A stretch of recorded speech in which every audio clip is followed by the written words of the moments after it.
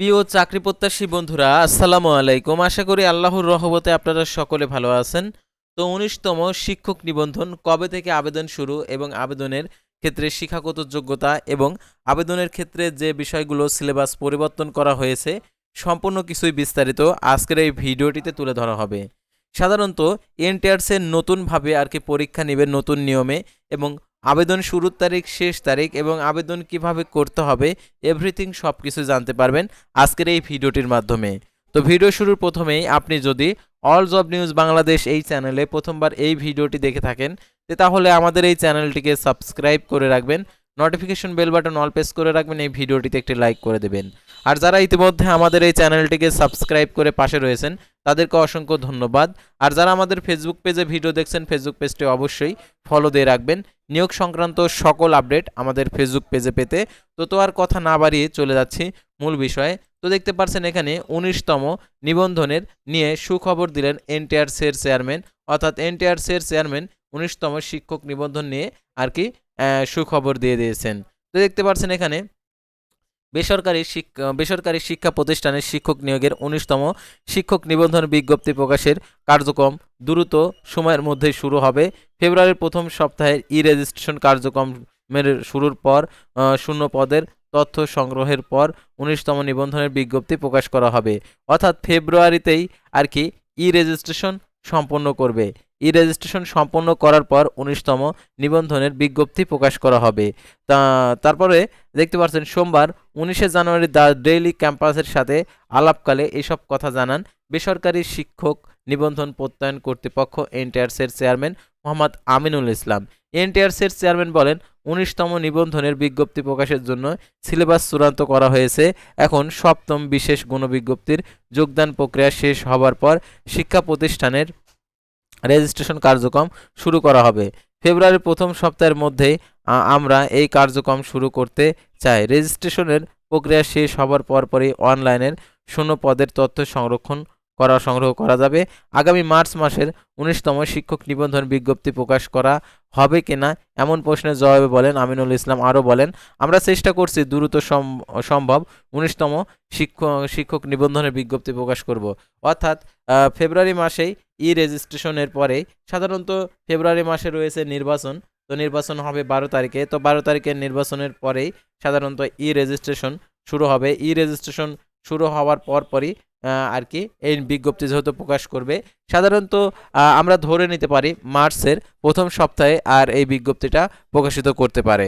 তো দেখতে পাচ্ছেন তিনি বলেছেন, আমরা চেষ্টা করছি যত দ্রুত সম্ভব ১৯তম নিবন্ধনের বিজ্ঞপ্তি প্রকাশ করব। অনলাইনে শূন্য পদের তথ্য সংরক্ষণ পরপরই বিজ্ঞপ্তি প্রকাশ করা হবে, সেটি হতে পারে মার্চের মধ্যেই, অর্থাৎ মার্চের প্রথম সপ্তাহে অথবা দ্বিতীয় সপ্তাহে এটার নিয়োগটা প্রকাশিত হবে। সাধারণত শিক্ষক নিবন্ধনের আবেদনের সময় থাকে ২০ থেকে ২২ দিনের মতো। তো ২২ দিনের পরে যখন আবেদনটি গ্রহণ করা শেষ হবে, ১ মাসের মধ্যেই এই পরীক্ষাটা নিবে। তো সাধারণত আরও একটি বিজ্ঞপ্তি রয়েছে, সেই বিজ্ঞপ্তিতে সেই কথাটা বলা রয়েছে। সাধারণত আপনারা যারা দিয়েছেন নিবন্ধন পরীক্ষা, সাধারণত নিবন্ধন পরীক্ষা নিবন্ধনের আবেদন করার পরেই ২ থেকে অথবা ১ মাস এর মধ্যেই পরীক্ষাগুলো অনুষ্ঠিত হয়েছে। তো সেহেতু আপনারা ধরে নেবেন, অর্থাৎ আবেদন করার পরেই ১ মাস পরেই পরীক্ষা হবে। সেহেতু এখন থেকে ১৯তম শিক্ষক নিবন্ধনের প্রস্তুতি গ্রহণ করবেন। আর কেমন ধরনের প্রশ্ন হবে, কেমন ধরনের সিলেবাস দিয়েছে নতুনভাবে, সেটাও আপনাদেরকে দেখিয়ে দিচ্ছি। তো একদিকে বেসরকারি শিক্ষা প্রতিষ্ঠান নিবন্ধন বিধিমালা কাম্য শিক্ষাগত যোগ্যতার অমূল্য পরিবর্তন আনা হয়েছে। ৪০টি বিষয়ের মধ্যে শিক্ষাগত যোগ্যতার সমতা করার নিবন্ধনধারী চাকরি পাওয়ার সম্ভাবনা বেড়েছে। আসন্ন ১৯তম শিক্ষক নিবন্ধন থেকে একটি কার্যকর করা হবে বলে জানা গেছে।